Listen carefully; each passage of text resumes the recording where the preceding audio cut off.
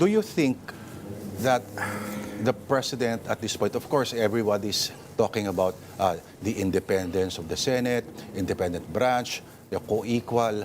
Pero do you think the president could do something to step in and say something, or probably, aside from a special session, how can the president use his powers or use interpersonal relations to fix things? The president has a phlegmatic personality. Yung Malamya. malamya, na slow to act. Kaya kuminsan sinasabi ko nga na parang tamad. Palagay ko hindi naman tamad, pero malamya siya. Malayong malayo siya doon sa tatay niya na si Ferdinand Marcos Sr. Iba. Complete opposite.